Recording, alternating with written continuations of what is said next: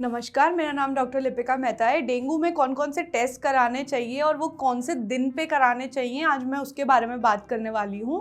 अगर आपको डेंगू हुआ है तो आपके लिए डिटेक्ट करवाना बहुत ज़्यादा इम्पॉर्टेंट होता है। बेसिक टेस्ट जो आप कराते हैं वो सीबीसी कराते हैं और सीबीसी में अगर आपको या हीमोग्राम, जिसको एक और नाम बोलते हैं, हीमोग्राम या सीबीसी आप करा लेते हैं, तो उसके अंदर काफ़ी बार देखा जाता है कि थ्रोम्बोसाइटोपिनिया, मतलब अगर आपकी प्लेटलेट्स जो हैं वो थोड़ी कम हो गई हैं तो आपको बोला जाता है कि आप अपना डेंगू प्रोफाइल या फिर डेंगू का टेस्ट करा लीजिए। ठीक है, तो डेंगू के जब भी आप टेस्ट करवाते हैं तो उसके लिए आपको ये जानना ज़रूरी है कि कौन सा टेस्ट कौन से दिन कराना चाहिए।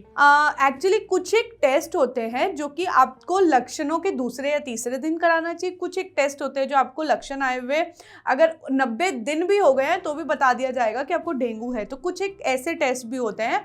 तो सबसे पहला जो कॉमन टेस्ट है वो है NS1 एंटीजन टेस्ट। जो NS1 एंटीजन टेस्ट होता है वो क्या है, आपकी बॉडी में इन्फेक्शन आया, ठीक है, तो कोई भी इन्फेक्शन अगर आपकी बॉडी में आता है तो वो जो भी इन्फेक्शन है वो आपकी बॉडी में एंटीजन रिलीज करता है। ठीक है, और ये जो है ना, ये जो टेस्ट है वो आपकी एंटीजन्स को पकड़ लेता है। मतलब ये जो टेस्ट है वो क्या करता है कि जितने भी आपकी बॉडी में अगर मान लो इन्फेक्शन हुआ और एंटीजन उसने बनाया, तो वो जो केमिकल उस एंटीजन बनाया वो इस टेस्ट के थ्रू पकड़ लिया जाता है और पता लग जाता है कि बॉडी में इन्फेक्शन हो चुका है। ठीक है, NS1 एंटीजन जो टेस्ट है वो थोड़ा सा महंगा होता है सीबीसी के हिसाब से, अगर देखा जाए तो वो थोड़ा महंगा होता है, लेकिन वो डायग्नोसिस दे देता है कि हाँ, प्रोबेबली पॉसिबल है कि पेशेंट को डेंगू है। ये जो टेस्ट है आप विद इन 5 डेज कराएंगे तो सबसे बेटर रिजल्ट आपको देखने को मिलेगा और अर्ली जो टेस्ट है ये उसे हम बोलते हैं।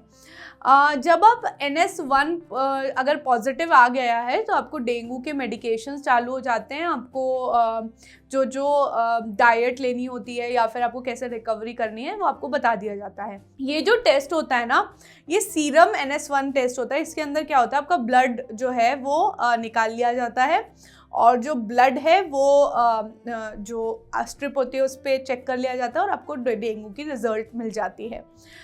दूसरा जो टेस्ट मैं बता रही हूँ वो होता है IgM टेस्ट, जिसे हम एलिजा टेस्ट भी बोल देते हैं काफ़ी बार। ये क्या है, देखिए, अगर आपकी बॉडी में इन्फेक्शन आया, ठीक है, तो आपकी बॉडी क्या करेगी, अपने आप को तैयार करेगी, तो एंटीबॉडीज़ बनाएगी। ठीक है, तो ये टेस्ट क्या है, एंटीबॉडी का टेस्ट है। आपकी बॉडी में अगर इन्फेक्शन आया और बॉडी एंटीबॉडी बना रही है तो उसको थोड़ा ज़्यादा टाइम लग रहा है ना बनाने में। तो ये जो टेस्ट है इसका बेटर रिजल्ट जो देखा जाता है वो 4 दिन के बाद, 3 दिन बाद ऐसा माना जाता है कि 50% लोगों में ये सही निकलता है और 5वें दिन ये काफ़ी ज़्यादा, मतलब इसकी जो लाइबिलिटी है या फिर हम बोल सकते हैं इस पर हम विश्वास कब कर सकते हैं, जब आपको डेंगू हो गया है और उसके 5 दिन बाद आप ये टेस्ट करा रहे हैं। 5 से 7 दिन में अगर ये टेस्ट होता है तो ये बेस्ट पीरियड है आपका चेक करने का। अगर आपकी बॉडी में एंटीबॉडी बन चुकी है, इसका मतलब आपकी जो बॉडी है वो फाइट कर रही है डेंगू वायरस से। अगर वो फाइट कर रही है तो इसका मतलब है कि आपको इन्फेक्शन है। तो IgM टेस्ट जो है वो दूसरा टेस्ट कराया जाता है। जो तीसरा टेस्ट कराया जाता है वो होता है IgG। जो IgG एंटीबॉडीज होती है, हमारी बॉडी में ना कुछ एक एंटीबॉडी होती है या कुछ एक मॉलिक्यूल्स बोल सकते हैं, एंटीबॉडी बोल सकते हैं, वो जल्दी जल्दी रिएक्ट कर देती है। लेकिन कुछ एक एंटीबॉडीज क्या होती हैं कि वो धीरे धीरे बनती है। तो जो धीरे बनने वाली एंटीबॉडी होती है उसे हम बोलते हैं IgG। और अगर आपको डेंगू हुआ था तो आपको 90 दिन तक भी पता लग जाता है कि इसमें आपको डेंगू इन्फेक्शन हुआ था। तो जो IgG का जो टेस्ट होना चाहिए वो कुछ एक दिनों बाद होना चाहिए ताकि आपको पता लग सके कि आपको डेंगू है, या 7 से 8 दिन उसको लगते हैं बनने में, तो उसके बाद वो अगर टेस्ट होता है तो वो ज़्यादा बेटर रहता है। जो एक और टेस्ट जिसके बारे में आज हम बात करने वाले हैं वो है RNA-CPR टेस्ट। ठीक है, ये भी क्या होता है, ये भी सीरम टेस्ट है। ठीक है, आपका ब्लड निकाला जाएगा और आपका टेस्ट किया जाएगा। ये प्राइमरी स्टेज पे ही हो जाता है, जब जैसे ही डेंगू के लक्षण चालू हुए ना आपको आने, तो उसी समय पर ये वाला टेस्ट कर लिया जाता है। इस टेस्ट की सेंसिटिविटी बहुत अच्छी है, स्पेसिफिसिटी बहुत अच्छी है। मतलब अगर आपने ये टेस्ट कराया है तो पक्का फाइनल हो सकता है कि आपको जो है वो डेंगू है। यूजुअली ज़्यादातर देखा जाता है कि सीबीसी के बाद NS1 एंटीजन टेस्ट ही करा लिया जाता है, क्योंकि ये थोड़ा ठीक रेट में आपको मिल जाता है और साथ में ये आपको कहीं ना कहीं बता ही देता है। 90% इसकी स्पेसिफिसिटी होती है, तो ये कहीं ना कहीं बता देता है कि आपको जो है डेंगू है।